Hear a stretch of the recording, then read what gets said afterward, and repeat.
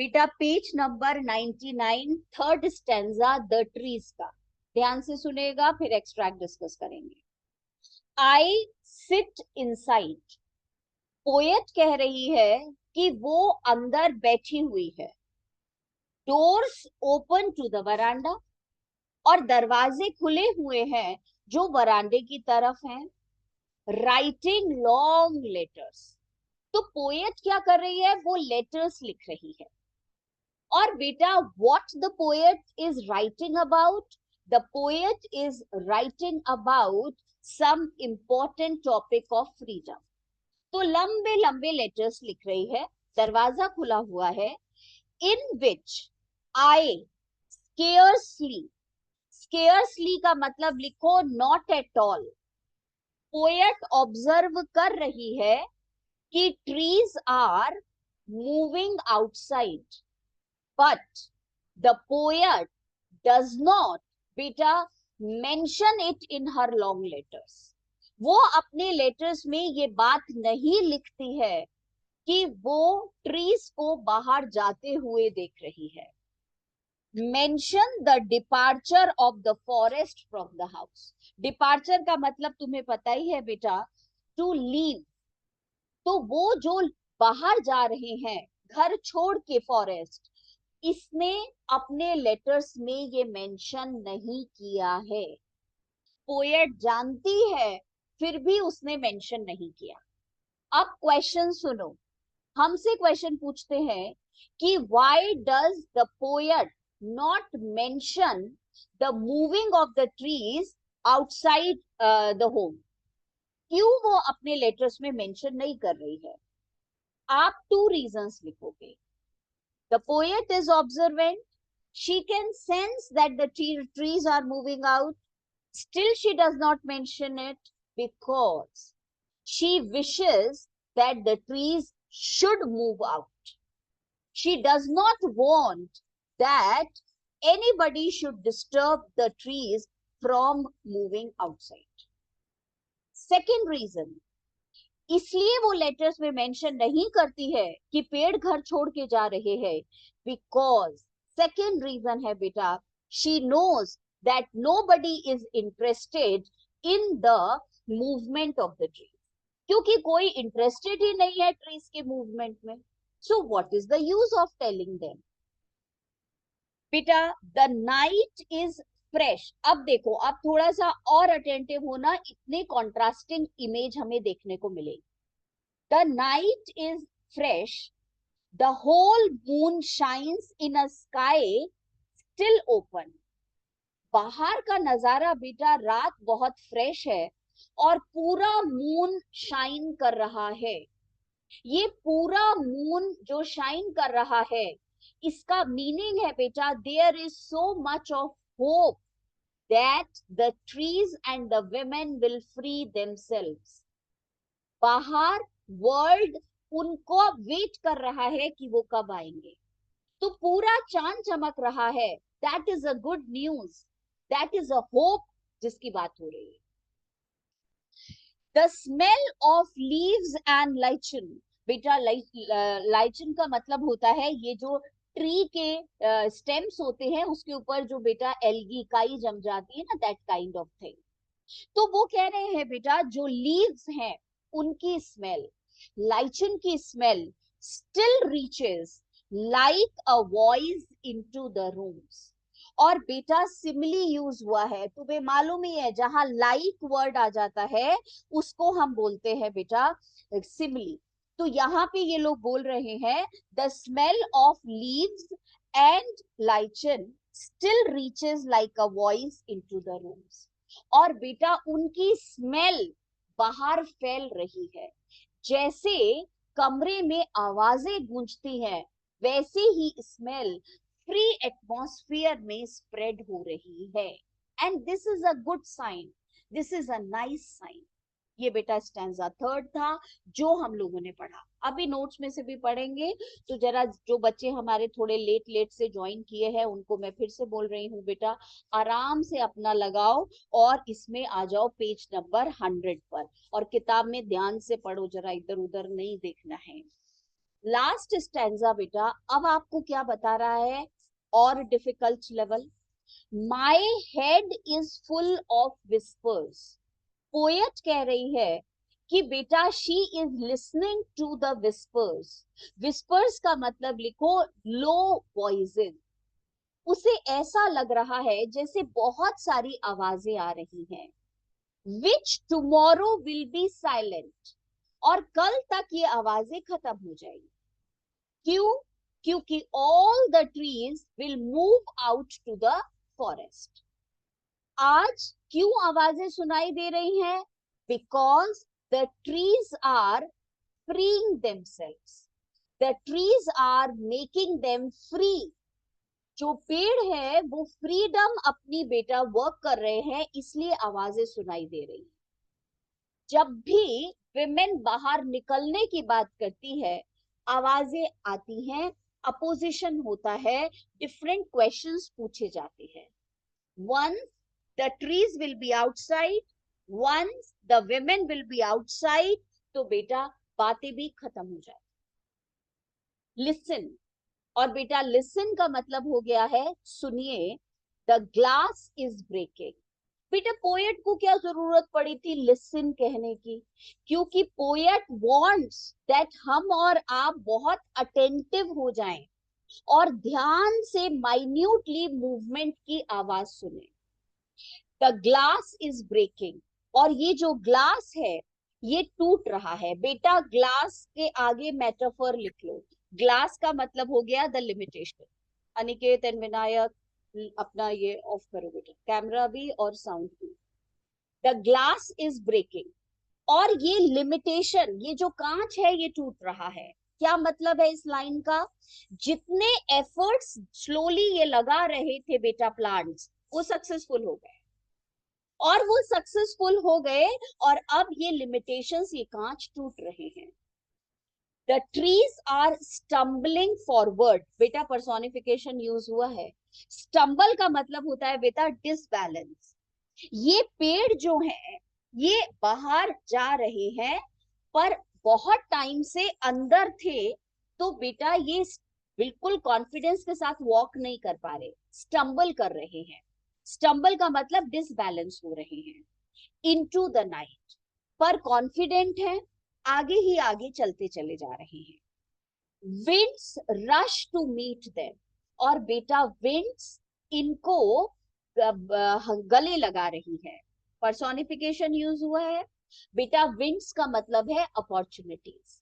तो जब आप बोलोगे कि trees are rushing outside, the winds are welcoming them, इसका दूसरा मीनिंग है बेटा when women are going outside, the opportunities are waiting for them. The moon is broken like a mirror. अब लाइक अ मिरर के आगे तो लगा लो सिमली, और अब जरा डिफरेंस समझो। इससे पहले वाले स्टैंजा में, थर्ड स्टैंजा में हमने बोला था फुल मून शाइन्स, पूरा चांद चमक रहा है, और लास्ट स्टैंजा में बोल रहे हैं बेटा ये मून टूटा हुआ लग रहा है।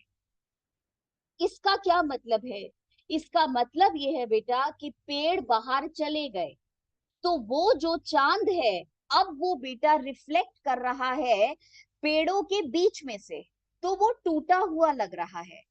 तो टूटी हुई इमेज दुख वाली नहीं है। ये टूटी हुई इमेज चांद की ऐसी लग रही है जैसे क्राउन पहना हुआ है, जैसे किसी ने बेटा क्राउन पहन रखा है। तो जो ट्रीज हैं जब वो बाहर गए तो मून उनका क्राउन बन गया, इतना उनको वेलकम कर रहा है। अब आगे देखो, winds rush to meet them, the moon is broken. ये चांद टूटा हुआ लग रहा है, लाइक अ मिरर, कांच के जैसा शाइन कर रहा है। मैम आपकी क्या? आवाज क्लियर नहीं आ रही। कोई बात नहीं बेटा, नहीं आ रही तो मैं इसीलिए रिकॉर्ड कर रही हूँ, अभी भेजू, don't worry. The moon is broken like a mirror, it's pieces flash. Flash का मतलब शाइन, और इसीलिए इसके टुकड़े जो हैं मून के बेटा वो शाइन करते हुए लग रहे हैं कांच के जैसे। नाउ इन द क्राउन, अब देखो कितना साफ लिखा हुआ है, ये मून क्राउन बन गया है of the tallest oak. Oak बेटा ट्री का नाम है, तो पेड़ का नाम है, ये जो पेड़ है उसका क्राउन बन गया है जो हमारा मून है।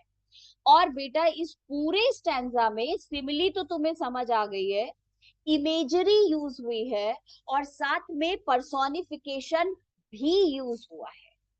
और बेटा जो थोड़ा बहुत हमारा डाउट है, जो हमें अभी क्लियर नहीं हो रहा है, नोट्स में से पढ़ेंगे और भी क्लियर हो जाएगा। और उसके बाद तुम्हें पता ही है एक्सट्रैक्ट डिस्कस करेंगे, then it will be more clear. I know that some of you have limitations, नहीं एकदम से क्लियर वॉइस आ रही होगी। Just after the class I will upload this class, ताकि आराम से सुन लेना। अभी नोट्स निकालो, जिनके पास फिजिकल नोट्स नहीं है दे आर ओपनिंग अपने पीडीएफ, ग्रुप में मैंने शेयर करा हुआ है। और बेटा उसमें थर्ड पेज है, हेडिंग दी है स्टैंजा 3। स्टैंजा 3 और 4 अभी बुक में से पढ़ा है, अब इसमें से पढ़ रहे हैं stanza 3। Now at the beginning of this stanza, the poet says that the full moon is shining in the open sky in the fresh night. Beta, at the end of the stanza, the moon breaks into pieces like a broken mirror. बाद में वो बोलता है बेटा ऐसा टूट गया है मिरर के जैसा। The meaning is as the trees move outside. इसका मतलब है कि जब पेड़ बाहर गए हैं, they cover some of the moonshine. तो बेटा पेड़ के पीछे मून छुप जाता है। Here the moonlight can be seen only in parts. और थोड़ा थोड़ा मून दिखाई देता है। When the trees move out of the house, the glasses break and the whispers of the trees vanish. Vanish मतलब disappear. और फिर ये जो आवाजें आ रही हैं ट्रीज की, ये खत्म। Leaving the house silent, the poet sits in her house, the doors of which open to the veranda. Beta, she is writing long letters. She hardly mentions in her letters about the trees that are moving out to the empty forest. और अपने letters में वो लिखती नहीं है कि पेड़ बाहर जा रहे हैं। The reasons are several. क्यों नहीं लिख रही है, इसके 2-3 reasons हैं। बेटा, in the first place, it is humans who did not care for nature. किसी को मतलब ही नहीं है, तो फिर क्यों बताया जाए कि ट्रीज बाहर जा रहे हैं। In the second place, nobody would be interested in knowing about the efforts that the trees are making in order to set themselves free. और बेटा उन्होंने इतनी मेहनत करी है फ्रीडम के लिए, ये भी कोई समझेगा नहीं। In the third place, only poet can feel the whole beauty of trees moving back to the forest. किसी और को बेटा वो ब्यूटी की बात समझ नहीं आएगी, पोएट नहीं चाहती कि डिस्टर्बेंस हो। The poet beta presents a conflict between man and nature. Man uses plants for interior decoration, cuts trees to make furniture and houses. Now the nature rebels. अब बेटा नेचर घर के अंदर नहीं रहना चाहता, बाहर निकलना चाहता है। ध्यान रखो, हर बात पे मैं बता रही हूँ, सिंबॉलिक मीनिंग भी है। ट्रीज का मतलब विमेन अगर पूछे तो घबराना मत, ये क्या पूछ ले बेटा। It can be seen as the trees moving out. She compares the smell of leaves and lichens coming from the trees as their voices, which is reaching to the poet's room. Last stanza बेटा, और हमारे notes का जो आप पढ़ रहे हो third page का last stanza. The speaker listens to the sounds coming from the leaves and lichens of the trees, but in the morning these sounds will not be there. This is because the trees will move out to the forest in the night. ये तो रात में चले जाएंगे. The speaker can hear the glass breaking. Glass का मतलब क्या था? The limitations, the barriers उन्होंने तोड़ दिए हैं. बेटा, due to the efforts of the twigs, वो छोटी छोटी ब्रांचेस ने इतनी मेहनत करी थी कि उनका पूरा का पूरा बेटा वो कांच टूट गया है. As the glass breaks, the trees hurry outside. They fall on each other. Stumble कर रहे हैं, लड़खड़ाते हुए जा रहे हैं. They get बेटा they get struck at different places. और कहीं जगह रुकना भी पड़ रहा है उनको, क्योंकि डिसबैलेंस कर रहे हैं. As soon as the trees go in the open, it seems like the wind is moving fast towards them to meet them. Trees बाहर गए तो ऐसा लग रहा है कि बेटा हवा उन्हें गले लगा रही है. हवा का मतलब the opportunities are there.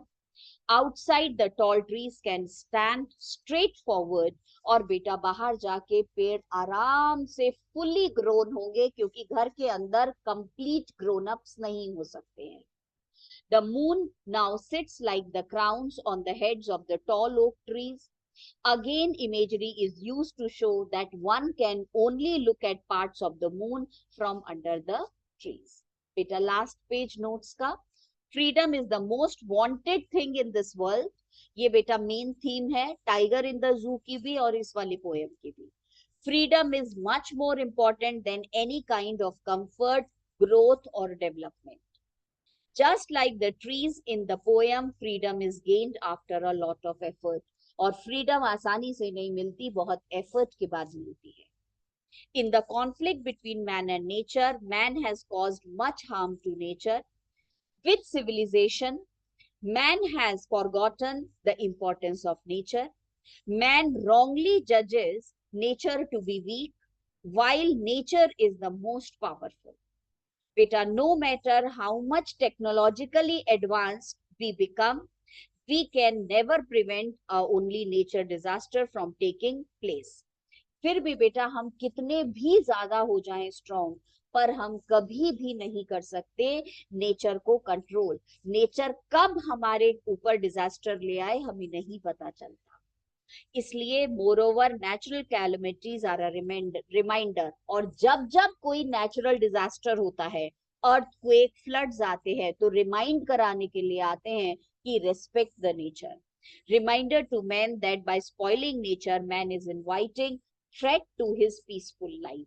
और नेचर को डिस्ट्रॉय करके हम अपने लिए थ्रेट क्रिएट कर रहे हैं, ये बेटा वो बता. अब हमारा पूरा पोएम हुआ है. मैंने बोला था रजिस्टर लेकर के बैठना. रजिस्टर निकालो आराम से अपना, और बेटा रजिस्टर में लिखना शुरू करो. पेन और निकाल लो बड़े मजे. चलो.